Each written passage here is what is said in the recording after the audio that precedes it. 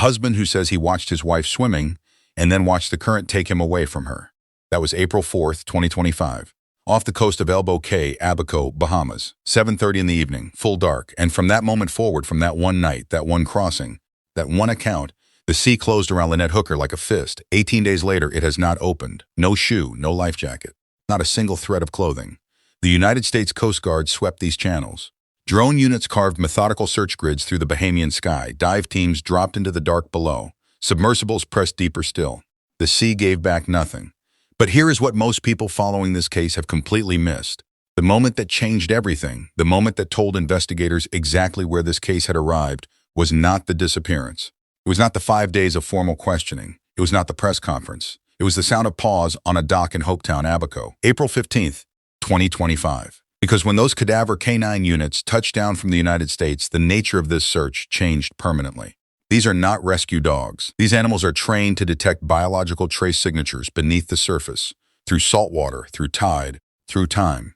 Their deployment does not signal hope for a survivor. It signals something else entirely. Where are you watching from right now? Drop your city in the comments below, because this case, what is quietly unfolding off the coast of the Bahamas, deserves every set of eyes it can get. And if you are new here, hit subscribe now. We do not just cover what happened. We show you how investigations actually work. This one is only getting started.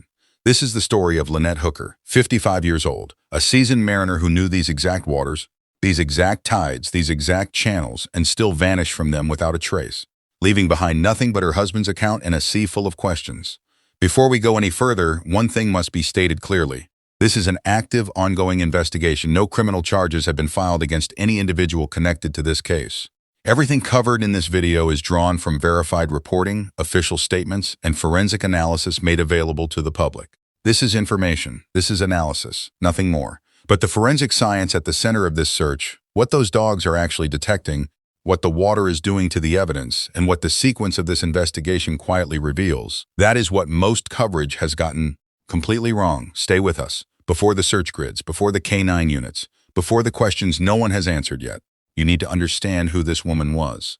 Because that detail, who Lynette Hooker was, is not background noise. It is evidence. Lynette Hooker was not a tourist. She was not someone who rented a boat for a long weekend and underestimated the current. She was not unfamiliar with the rhythms of a body of water that shifts without warning and punishes complacency without mercy. Lynette was an experienced mariner, a woman who had spent years living aboard a sailing yacht, navigating open ocean passages, reading tidal charts the way most people read a morning newspaper. She understood boats at a mechanical level. She understood the water at an instinctive one. The kind of instinct that does not come from a weekend course or a sailing certification class. The kind that comes from decades of consequence. For 25 years, she and her husband Brian Hooker built their life on the water together. Their home was not a house with a fixed address. It was a sailing yacht named the Soulmate. That vessel had carried both of them across stretches of open ocean that most people only ever see in photographs. The Abacos were not foreign territory to Lynette. She had navigated these specific channels before. She knew the cuts between the cays, the narrow passages where tidal current accelerates without warning and shifts direction with the tide. She understood how the Sea of Abaco moved at different hours, in different winds, in different seasons. She was a mother, a wife, a woman who had chosen a life defined by competence and self-sufficiency on the open sea. Now ask yourself something, and sit with this question before you move past it.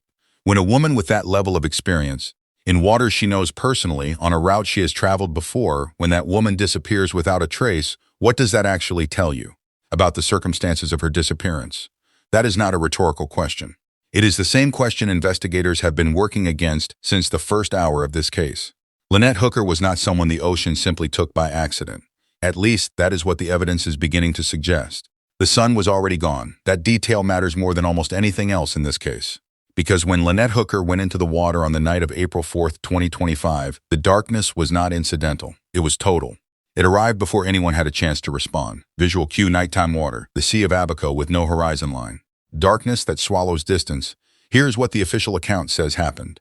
Brian Hooker and Lynette were aboard a small, 8-foot hard-bottom dinghy. They were traveling from Hopetown back to the Soulmate, their yacht moored near Elbow Cay. A routine trip, a short crossing, the kind of run experienced sailors make without a second thought. But that night, conditions on the Sea of Abaco were not routine. Winds were elevated, the chop was significant, the water was moving in the way it moves when the Abacos decide to remind you exactly what kind of environment you are operating in. the kind of reminder that arrives without warning and does not negotiate. Brian's account, as delivered to the Royal Bahamas Police Force, places the incident at approximately 7:30 in the evening. He says Lynette fell overboard. He says the safety lanyard, the engine kill switch clipped to the operator, activated the moment she left the vessel. That lanyard is engineered for exactly this scenario. The clip releases, the motor cuts, silence, no warning, no delay. Just a dinghy suddenly adrift in total darkness, with no propulsion and no way back. Brian then says he watched Lynette swimming. He says he saw her moving toward the distant shoreline. He says the current took the dinghy before he could reach her. Without power, he attempted to paddle the vessel toward land. The boat eventually drifted across the Sea of Abaco and grounded along the coast. Now, hold that account in your mind and place it against the geography. The Sea of Abaco is a semi-enclosed basin. It is not open, forgiving ocean. It is a body of water riddled with tidal cuts, narrow channels between the cays where current accelerates without warning and changes direction with the tide. Local maritime experts have consistently described this stretch of water as one of the most technically demanding navigation environments in the entire Caribbean. At 7:30 p.m. in early April, the light is completely gone. The first responders who launched that night were not searching in difficult conditions. They were searching blind. Moving water, no visibility, no fixed last known position, only the account of a single witness. This is where the timeline becomes a forensic instrument, because the Royal Bahamas Police Force did not hesitate. Within hours, shoreline patrols were active. The United States Coast Guard was contacted and mobilized. Every available asset began working that water the same night, and they found nothing. Not a life jacket, not a piece of clothing, not a biological trace. A woman who knew these waters on a crossing she had made before in a vessel with a functioning safety system, and the ocean produced zero physical evidence to confirm or contradict the account given by the one person present. What time is it where you are right now? And what's the weather like? Drop it in the comments because people from all over the world are following this case tonight, and I want to know who's in this with us. In any strong investigation, there comes a moment where you stop looking at what is there and start asking hard questions about what is not. The kill switch told one story, the water told another, and the gap between those two stories is where this investigation lives. When a person disappears in the waters of the Bahamas, the machinery that responds is not small, it is not slow, and it is not quiet. Within hours of Lynette Hooker's disappearance, that machinery was already running. The Royal Bahamas Police Force coordinated the initial response. The United States Coast Guard was brought in almost immediately, extending the operational reach of the search far beyond what local resources alone could cover. Picture what that looks like from above. Vessels moving in precise overlapping lines across the water. Drone feeds streaming live to command screens on shore. The glow of navigation displays in a Coast Guard wheelhouse at 3 in the morning. Radio traffic moving between vessel and vessel, air and sea, two agencies coordinating across an international border, all of them pointed at the same question. For 14 days, that question produced no answer.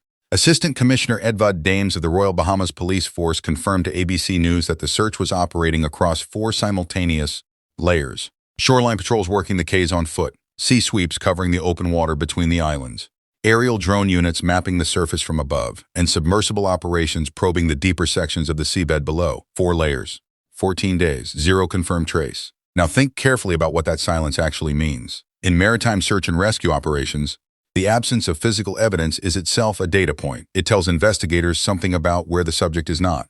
It narrows the grid. It shifts the probability models. It changes the nature of the search, from rescue to recovery, from recovery to forensic reconstruction.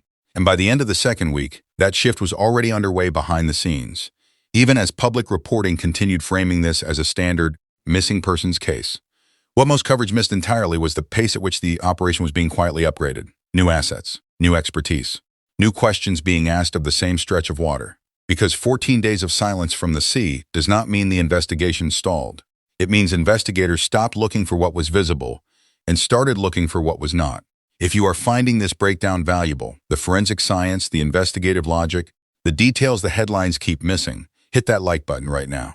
It takes 1 second and it tells YouTube this content deserves to reach more people. We will keep covering this case as it develops. Now let's get into what happened next, because this is where everything changes.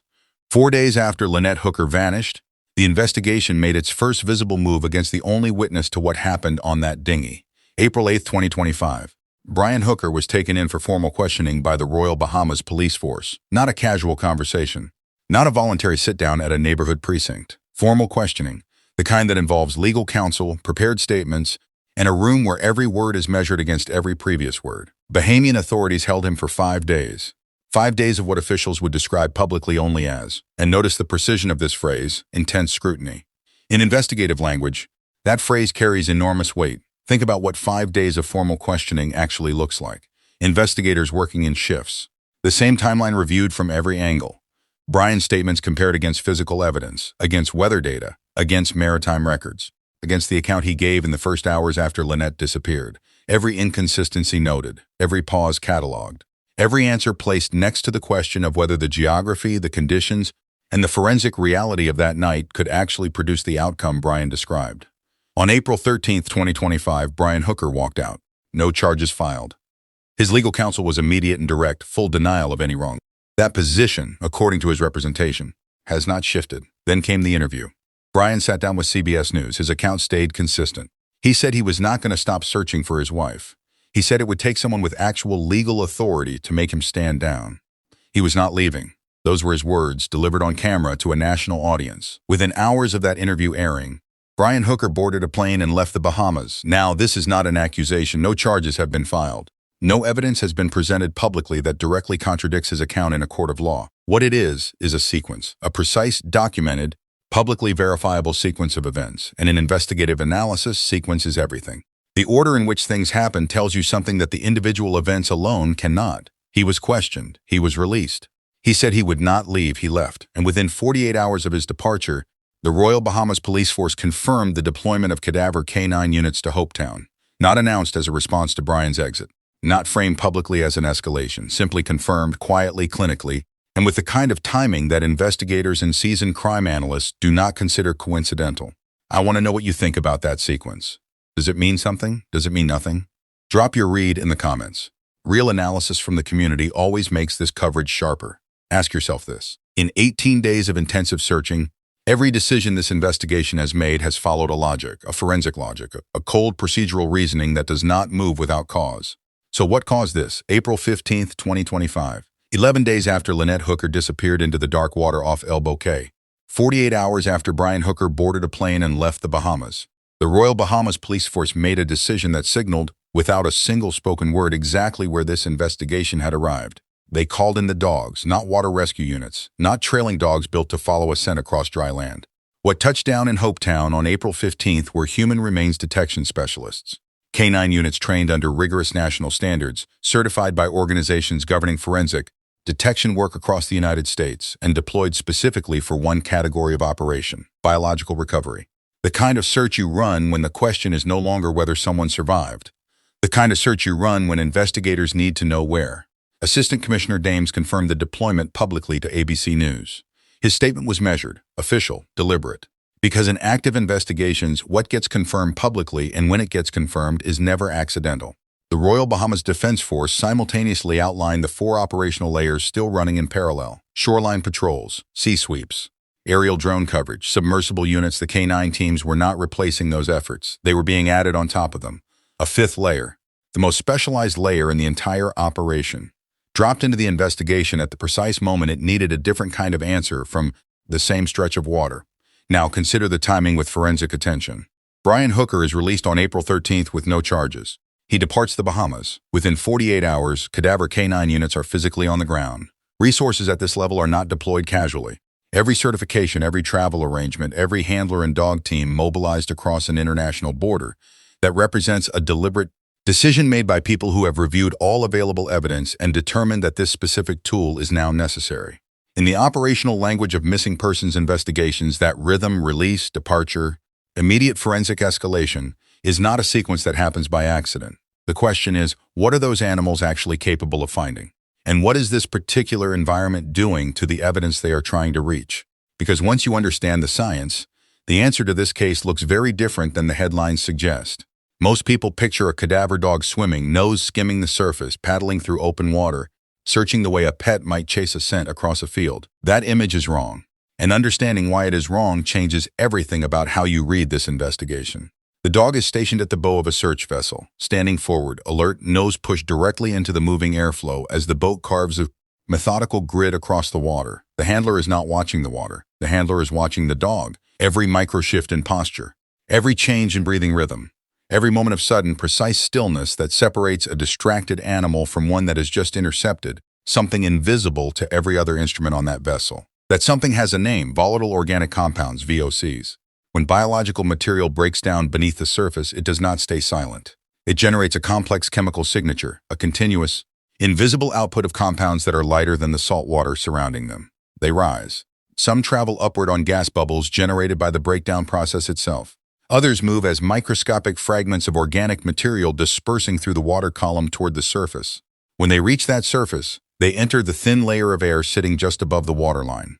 That air becomes the carrier. That is where the evidence lives. That is what the dog is reading. Forensic researchers have cataloged over 400 distinct volatile organic compounds associated with the various stages of human biological breakdown. The chemical signature is not simple. It is not a single scent. It is a shifting, layered profile that evolves as the process advances, and a certified human remains detection dog is conditioned to recognize that profile across all of its stages. The expert who explained this process to a national audience with the precision it deserves is Dave Moyer.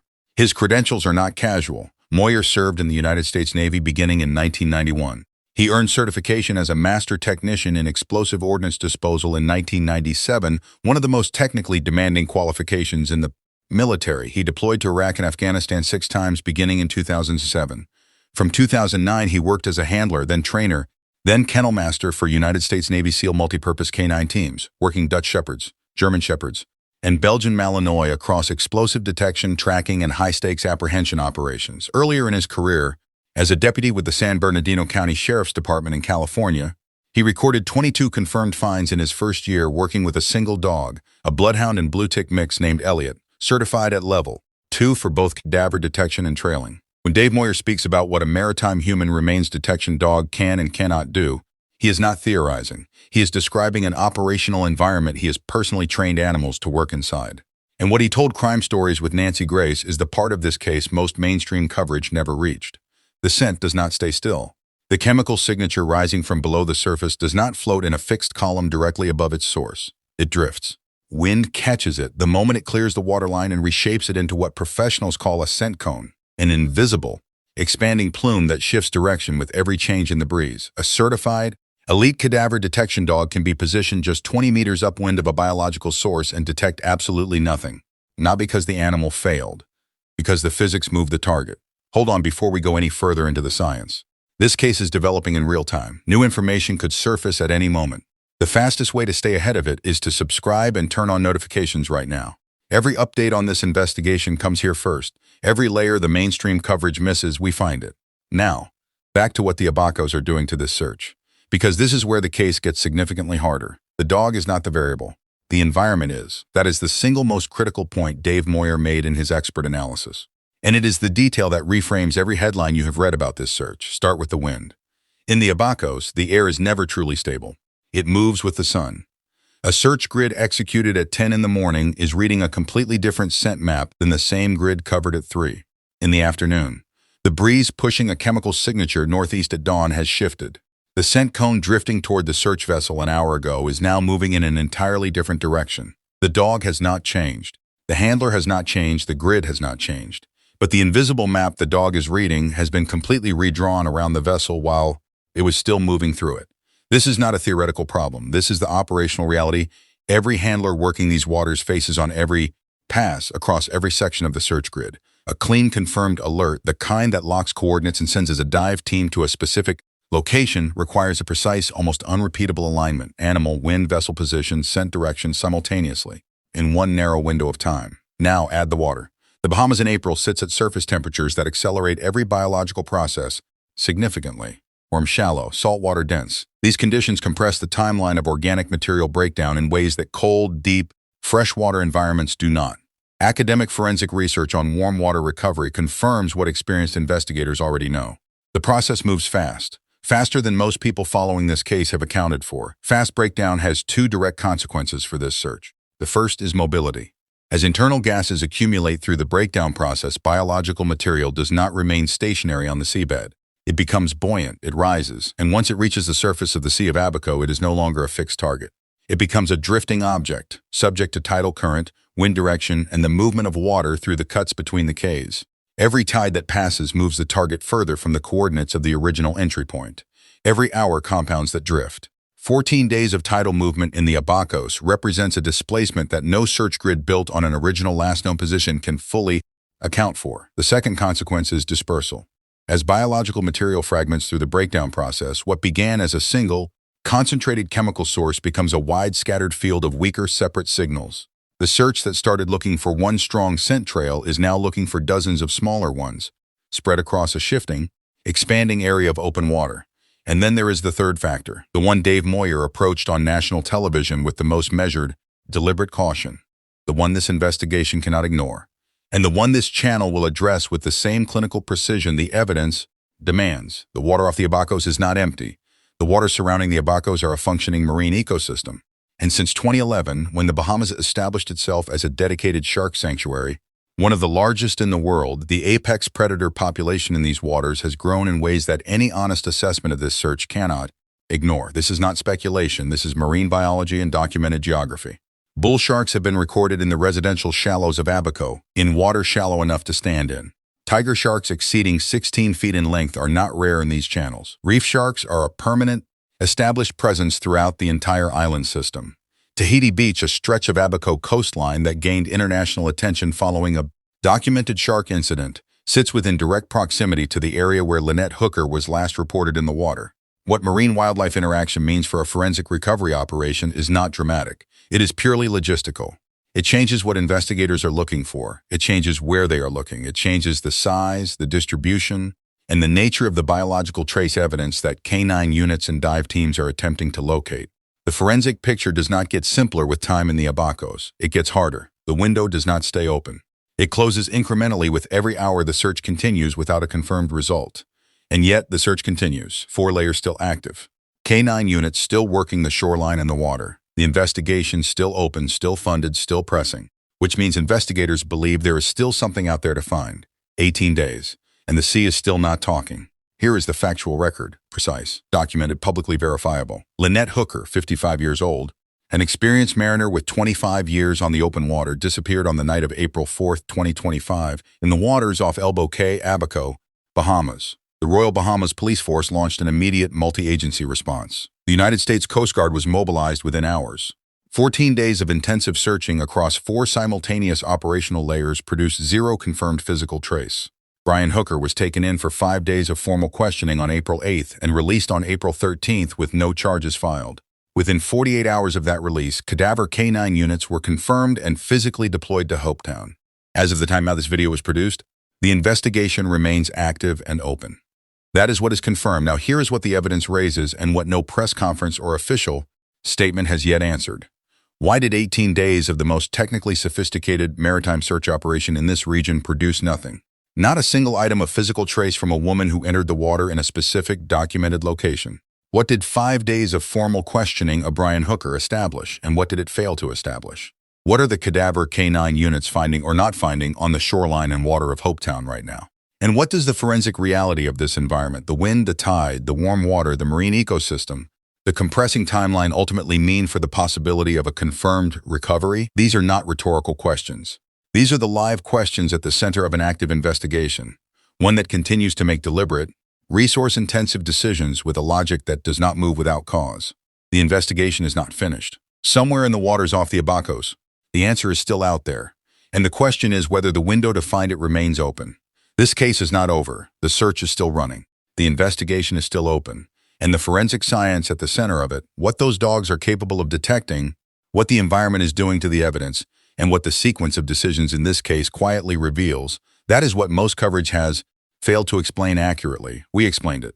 Lynette Hooker was 55 years old. She was a mariner who spent 25 years on the water.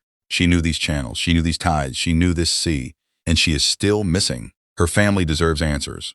The investigation is pressing for them, and every development in this case, every update, every forensic detail, every layer the mainstream coverage misses will be covered here. If this breakdown gave you a clearer picture of how this investigation actually works, subscribe right now and turn on notifications. This is where the serious coverage lives. Every update on this case comes here first. And before you go, drop your thoughts in the comments. Where do you think this investigation goes from here? What does the evidence tell you? What question do you think is not being asked? Because this case is still being written. The next chapter could break at any moment. Thank you for watching.